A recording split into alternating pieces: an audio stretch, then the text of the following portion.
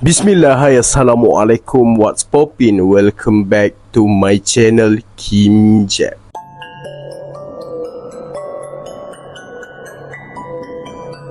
Apa khabar? Awak semua sihat ataupun tidak? Kalau macam biasa, kalau tak berapa nak sihat, banyakkan minum air, banyakkan selawat. Semoga dipermudahkan segala rezeki. Okey, jadi macam biasa, saya akan mulakan kisah seram. Ada beberapa kisah seram yang saya baru dapat daripada viewer saya. Dia share dekat Instagram saya. Okey, ada dua kisah seram. Yang pertama adalah berkenaan dengan pelaris, dan yang kedua mungkin berkenaan dengan bunian. Okey, jadi sebelum saya mulakan cerita, jangan lupa tekan button like, share and subscribe supaya saya lebih bersemangat untuk buat video lagi. Okey, dengan lafaz Bismillahirrahmanirrahim, kita mulakan cerita yang pertama. Okey, cerita yang pertama diceritakan oleh Hafiz. Hafiz ni adalah seorang pekerja kedai makan, western food lah orang kata. Bukan western food, fast food. Okey, kebiasaannya dia akan balik dalam pukul 12 dan ke atas. Jadi, bila dia balik pada waktu malam ni, kawasan akan lengang selengang-lengangnya lah. So, dalam perjalanan balik, dia drive kereta sambil dengar lagu. Dia tenang, relax dan santai. And bila dia masuk satu kawasan, cerita yang pertama ni berkenaan dengan pelaris lah. Okay, dia nampak ada satu kedai makan, yang mana kedai makan tu buka di waktu pagi hingga tengah hari. And kedai tu ramai sangat orang pada tiap hari. Sampai dia kata dia tak pernah pergi ke situ sebab terlampau sesak.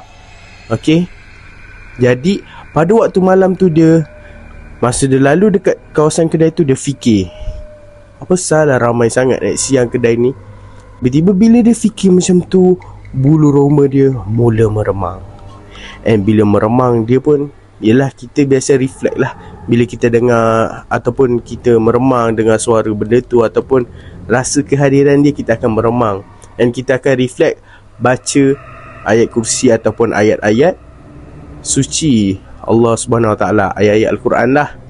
Okay, jadi dia pun mula dengan baca surah An-Nas. Okay, dia baca surah An-Nas supaya mengelakkan daripada jin kan. Okay, dia baca. And dia kata, tiba-tiba mata dia terpaku di atas atap kedai tersebut. Alangkah terkejutnya dia bila dia tengok atap kedai tersebut. Dia nampak ada satu lembaga putih.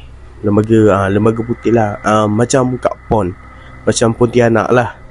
Dia nampak tengah bertinggi atas kedai tersebut.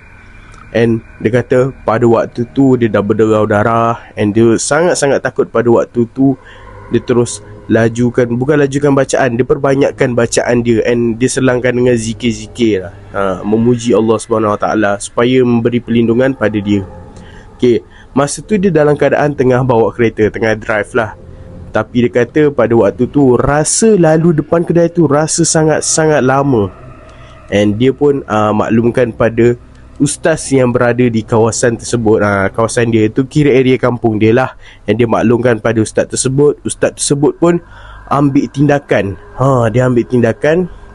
Dia cuba pergi ke warung tersebut. And ustaz tu bawa dia pergi warung tersebut. Dia makan sama-sama. And dia kata masa pada waktu dia nak makan tu, dia je yang makan.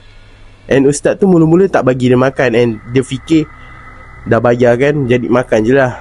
And ustaz tu dia macam geleng-geleng kepala je, dia kata. Lepas tu keluar daripada kedai tu.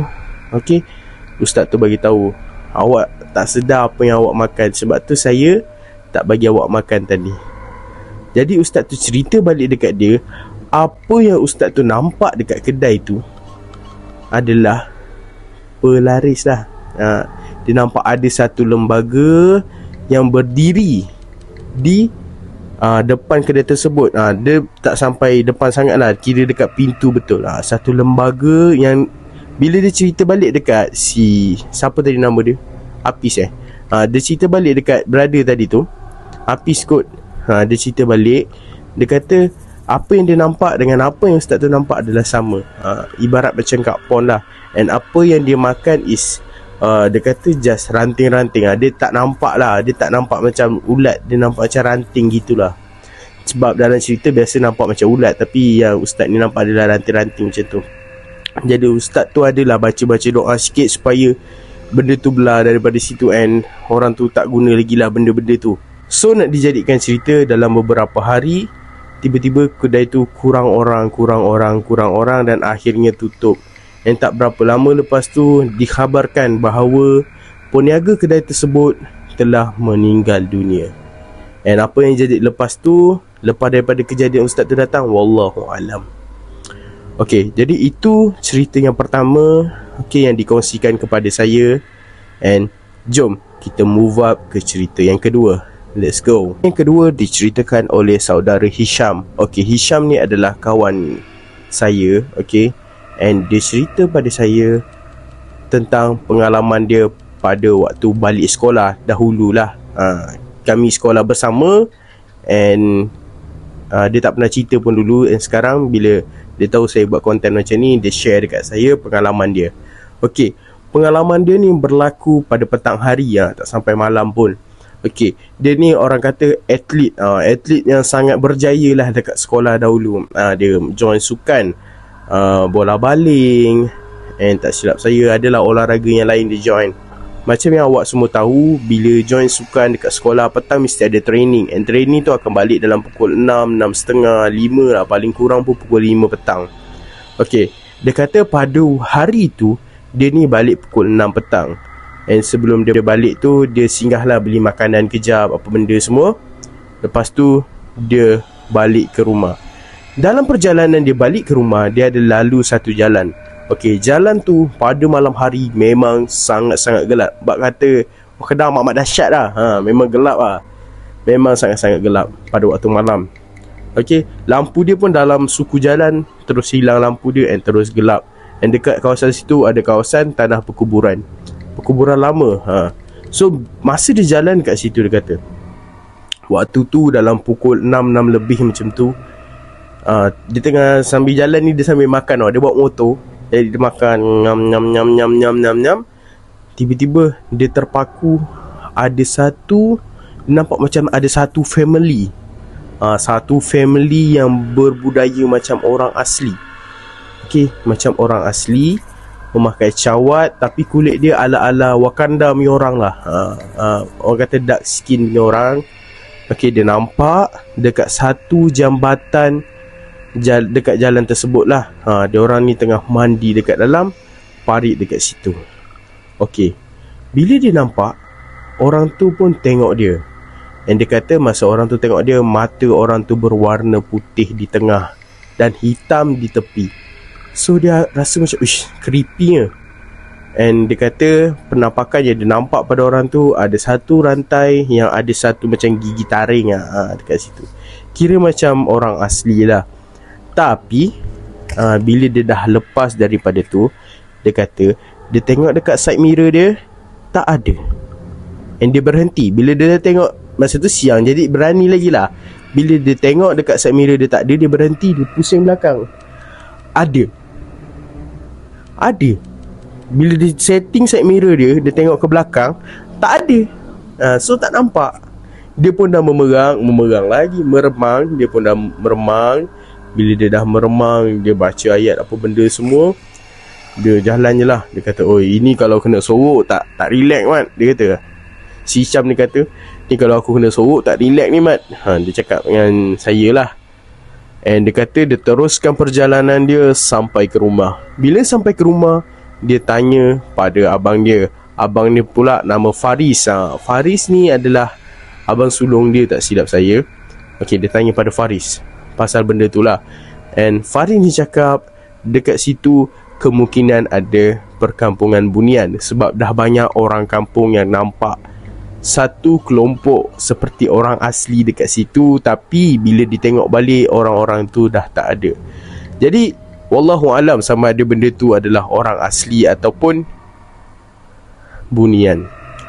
And kadang-kadang pada waktu malam dia orang kata ada nampak dia orang ni tengah bersila buat satu bulatan dan ada unggun api di tengah. Ada seorang pernah nampak, and pada esoknya dia orang tengok dekat bahagian tengah yang ada unggun api tu tak ada kesan terbakar langsung, and tak ada kesan orang datang ataupun duduk dekat situ. Pada saya quiet, seram lah benda ni. Dia sebab satu kelompok yang mana kita tengok ramai, bukan seorang. Jadi apa-apa boleh berlaku. Jadi kalau nampak benda macam ni, kalau boleh minta bantuan daripada Allah, doa pada Allah. Sebab tu sebelum kita keluar rumah, kita baca doa untuk bertawakal pada Allah, iaitu Bismillahirrahmanirrahim, Allah la haula wala quwwata illa billahil aliyil azim. Dan kita boleh baca doa kenderaan juga. Surah Al-As jangan lupa. Okay, wal as innal insana lafi husn illa allazina amanu wa amilus solihat wa tawassaw bil haqq wa tawassaw bis sabr. Baca dua doa ni sebelum mulakan perjalanan. InsyaAllah kita akan dilindungi Allah Subhanahu Wa Taala. Okay, jadi kalau awak semua nak share pengalaman seram awak, boleh komen di bawah ataupun boleh DM Instagram saya. Link saya akan letak di description. Sampai sini saja video kita pada kali ini. Jangan lupa tekan button like, share and subscribe. Saya selalu cakap, jin itu wujud, hantu itu pemikiran, tapi janganlah leka kerana mereka ada di dalam Al-Quran.